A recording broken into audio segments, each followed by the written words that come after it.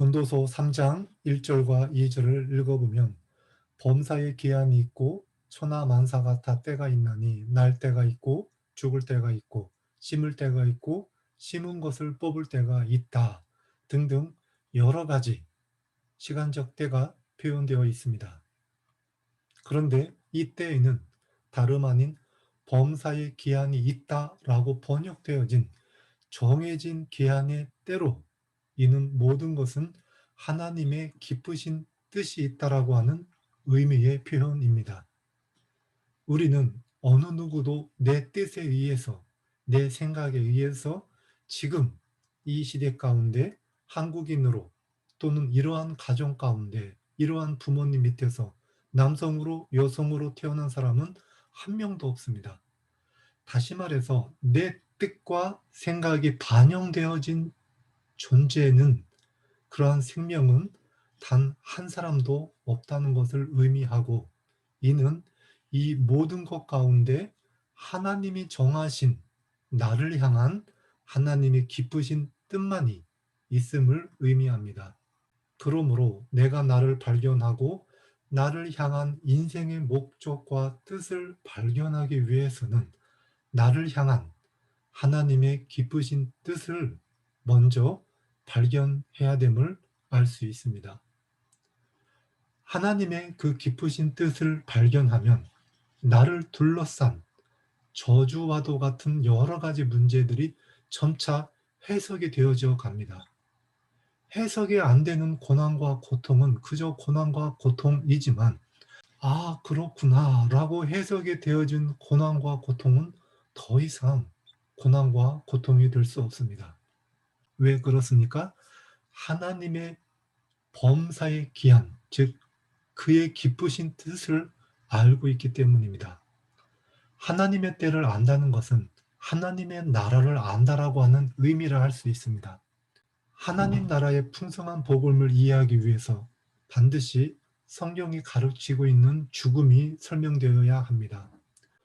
성경의 로마서 6장의 말씀을 보면 우리가 죽지 않으면 생명도 없고 죄로부터의 해방도 없이 항상 죄의 종으로서 자유를 빼앗긴 삶을 살아가는 인생이라고 설명하고 있습니다. 이러한 의미에서 생각해 본다면 죽음이란 결코 무겁고 어둡고 그리고 언제까지 피해야 할 주제가 아니라 우리에게 있어서 정면 승부해야 될 소중한 진리 가운데 하나이며 우리가 듣고 깨달아야 될 가르침입니다.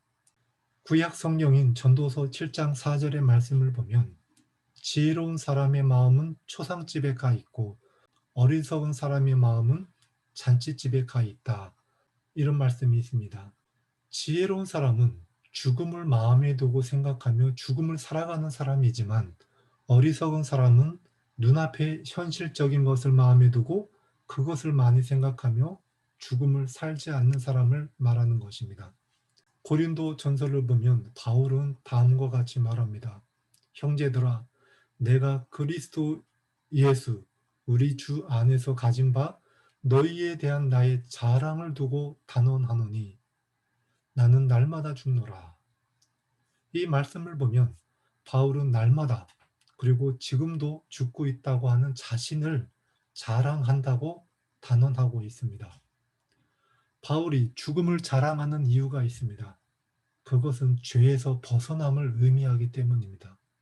로마 6장 7절 8절을 보면 만일 우리가 그리스도와 함께 죽었으면 또한 그와 함께 살 줄을 믿노니 그리스도와 함께 죽고 그리스도와 함께 산다는 것은 우리가 그리스도와 하나가 되는 것을 말합니다.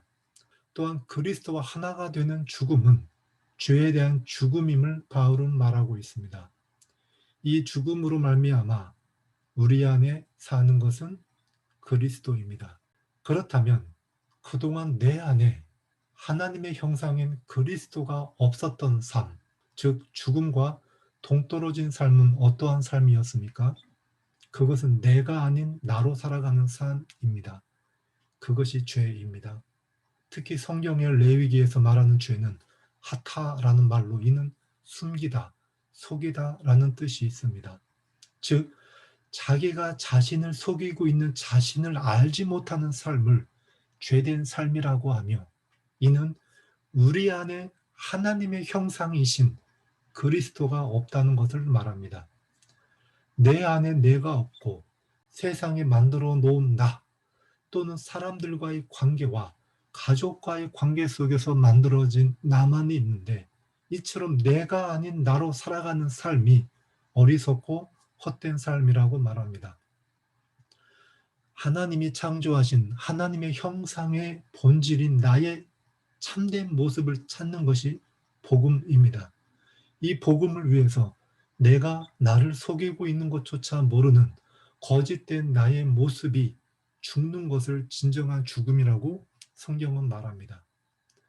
하나님의 말씀으로 내가 죽고 하나님의 형상이신 그리스도가 내 안에 살면 하나님의 풍성한 나를 향한 기쁘신 뜻이 보입니다. 그러면 나를 둘러싼 모든 환경들 속에서 역사하시고 일하시고 인도하시는 하나님의 때, 즉 하나님의 영원 무궁한 풍성한 뜻이 해석이 되어지는 복된 삶을 살 수 있습니다. 그러면 가난이 더 이상 가난이 아닙니다. 함께 이러한 풍성한 은혜를 그리스도 안에서 경험했으면 합니다.